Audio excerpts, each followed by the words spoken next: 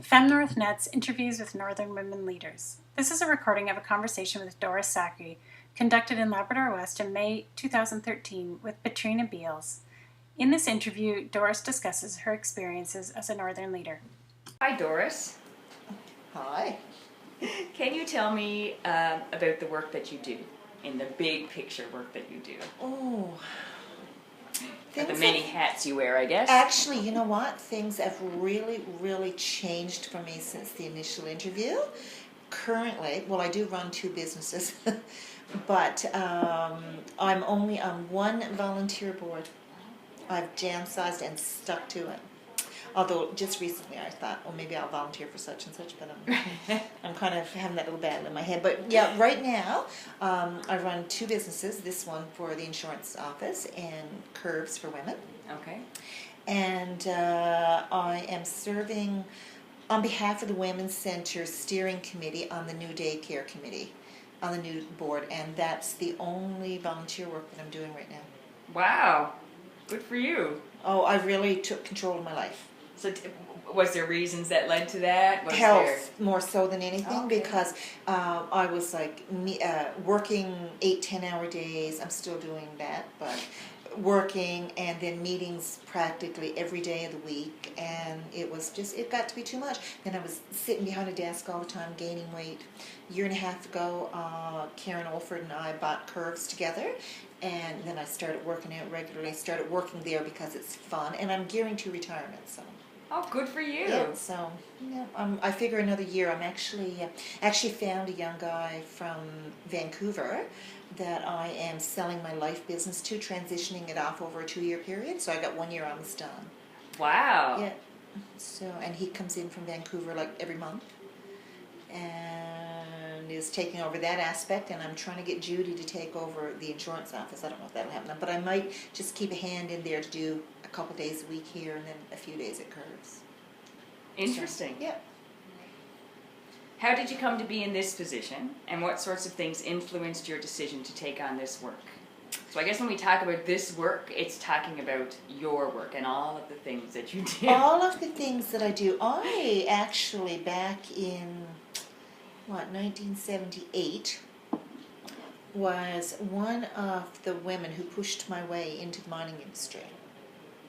So I worked in the mining industry, like I worked pellet plant, concentrator, mine. And I was one of the very first women that actually worked in the pits. There was one geologist out there when I started, and then Ray Labour went as a truck driver there after that. And so I worked out in the mining industry until the big layoffs in the 80s. Right. So then what I did, I got laid off, so I started my own business. No, I had a couple of years teaching in Wee College first, and then after Wee College I started my own business. And every time I try to downsize, I sort of take something else out. Right. So really what I've gotten away from is a lot of the volunteer piece. Right. But I do miss being involved with the Women's Centre a lot. Oh, I bet. Yeah. But anyway, I live with it. Whenever Noreen wants something, she just calls me. Of course. Can I go back to when you said you came and you pushed your way into the mine? You were one of the first women to work in there. What was that like? That was To get yourself in there, I guess. That was really interesting. They were really short on workers. It's like it's been here in the boom in the recent years, Right. where there's nobody, they can't fill the jobs. So the you know where Gallery 201 is? Yeah. That was the old IOC Yes, I cafeteria. remember. And the HR person, I forget what his name was now, was in the basement, right? So every day, now I used to work at Canadian Tire before I moved here. So Okay. I mean, I sort of, and I was like the first female gas pump attendant in central Newfoundland. So I sort of had this idea that, well, I can do whatever I want. Of right? course you can. I grew up with 9 brothers. I could do whatever I want. So every single day I would go down to their hiring office, and I would say, well, are there any jobs today? So finally he said to me, do you know what? I'm tired of seeing you. I'm going to just try you out. I'll give you a job just to see if you can do it.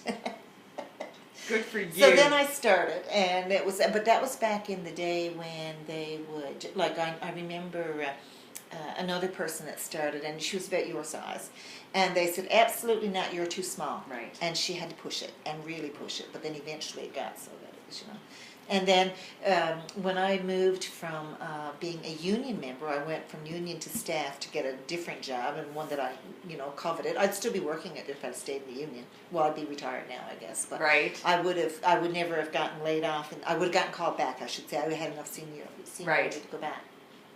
But I remember interviewing for one job, and I was looked point blank in the face and saying, "Do you intend to have any more children? Because if you do, we're not hiring you because we don't want anybody up on maternity leave." So times have changed. Yes, changed for the good, obviously. Yeah, funny. Doris, how would you describe your leadership style? I like everything to be by consensus and to just kind of be there and maybe give a little direction, like throw out an idea and let somebody else think it was their idea. Right. That's kind of where I see it. I don't know what It's it's called. certainly a leadership style. So maybe it's a little bit manipulative in some ways, but I don't mean it to be that way. But it's. I feel like now I'm more of a mentor than I am anything, because even with the daycare now, like they truly expected that I was going to want to be chair. Like Right. I'm like, so somebody else put their name in, and I was like, okay, and so I didn't even offer. Right. She was interested. She's young. She's got her children over there. I'm like, perfect. And a professional engineer, lots of stuff behind her, like, awesome. And so, and then when I said, okay, you're elected, she's like, are you putting your name in? I'm like, no. Did you think I was? So, no. Yeah, no. So anyway, my thing is right now, like, I'll be there to mentor and Share your knowledge. share whatever I might know, and then that's it. Like, yeah, let all the young ones take it and run with it now. How do you go about engaging women, encouraging their involvement? So how are you getting young women to come and follow in the footsteps of the leaders that came before us? Oh my goodness. I don't know. I think it's just a matter of still being around, but not striving to be the one that's running everything, and allow them the opportunity of getting in there. Like, don't push myself forward to the point that I'm going to overshadow them. Right. That's the way I'd see it. What sorts of things facilitate their involvement and their engagement, and what sorts of things make involvement difficult for women?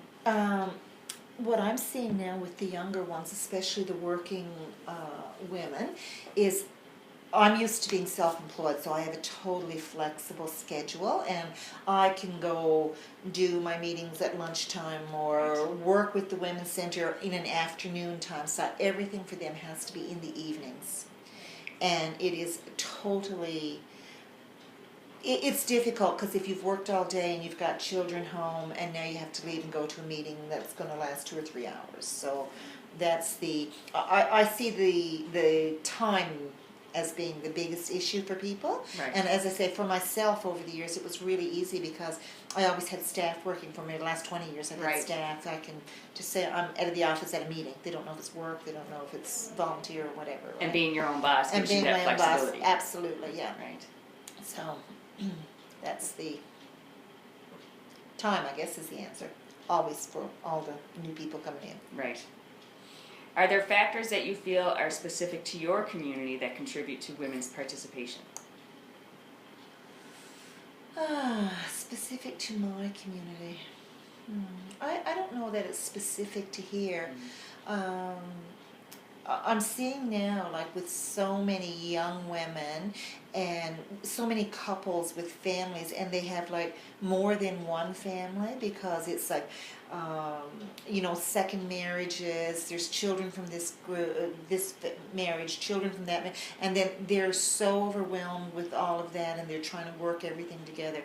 I see that in this community, and it's probably everywhere now, but Right. I do see that as an issue for people, like in trying to manage their time appropriately. Yes. So times have changed a lot. I guess families here, two parents or two people in the household, or most families both are working. Yeah. Yeah. Right. What led you to becoming a leader? And did you have mentors? And are there other factors that spurred you on? I think it just evolved. It was I don't even think I was ever, say, aware of a women's center until, I don't know what year that was, maybe 1979 or 80. I got invited by the Port of Basque Status of Women Council to attend their annual, maybe it might have even been a provincial conference that they hosted. Oh, right. And I was invited because I had worked in the mines. No, it must have been later than 80. It must have been like 88, because I think I was already moved on to the insurance industry. Okay. And I got invited to be part of a panel. So I went, and I think it was my first dealings ever with a women's center. And I had known Suzanne Ingram, because my daughter Suzanne's actually called after her. Oh, go on. Yeah. Suzanne and I were nursing students together in Corner Brook, yeah. Oh, how cool. And anyway, so once I came back, then I got involved with the women's center here. Like once I became aware of a women's center, because there was one here, but I just didn't know about it at that point, right?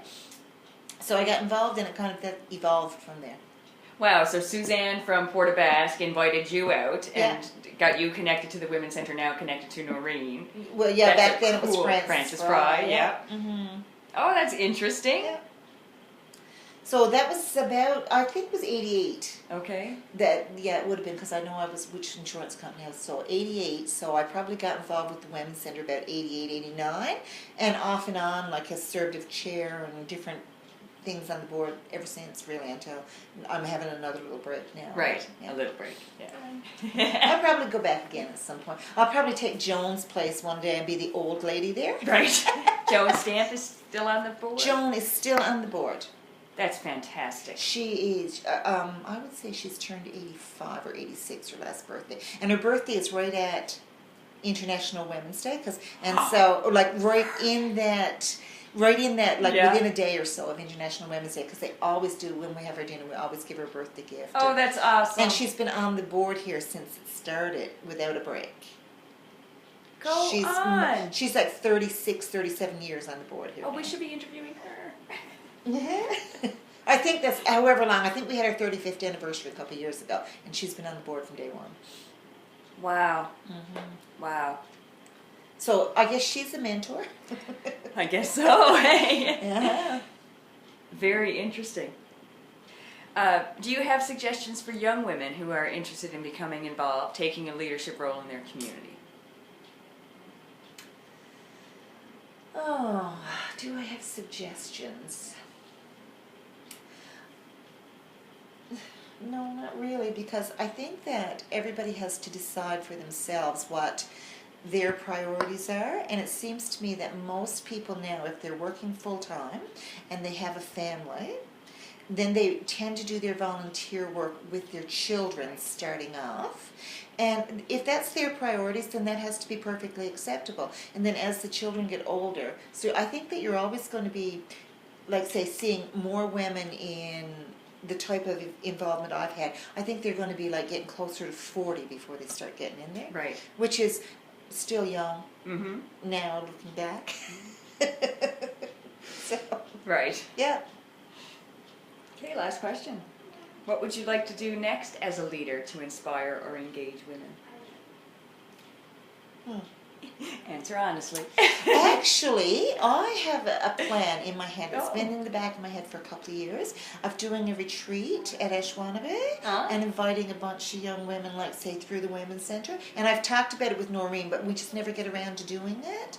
And including, like, the existing board and whatever, and then inviting and having and Sherry, who's on who's the treasurer still at the Women's Center. Okay. Sherry, but she has a cottage next to ours, so between the two of us, we can sleep like 12 or 15 people. Wow. And I have this idea of doing a weekend retreat, and so sometime down the road, it's planned in my head. Nice. Yeah. To so- mobilize women. Yeah. That's been there for a few years now. Right.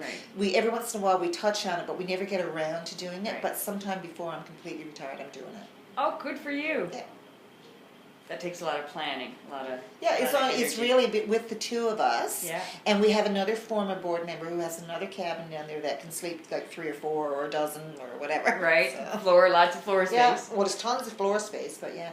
Like, I actually have 4 bedrooms with queen-size beds and sofas, and Sherry has a 3-bedroom next door with, nice. and then Kathy McPhee has another 3 or 4 bedroom one down her way, so. So planning a women's retreat too would be really easy, like share. in a little, and it would be so inexpensive. And, Oh, that's so cool. Yeah. Let me know. I'll come in from Goose Day. Absolutely. Yep. Anything else you want to share, Doris, about your leadership and your involvement in the community? I think, like I say, I'm on the downturn now, and I'm I've been involved with politics, and I've been involved with the Women's Centre, and I've now with the daycare and with Hope Haven and different boards. The zonal board when it was there, the Yes, economic right. development board. So, but now I feel like it's time to just kind of start slowing down a bit. Right. Enjoying retirement when I get around to it. Yes, exactly. So, Cool. Thank you very much. there you go. That was painless. Quick and easy.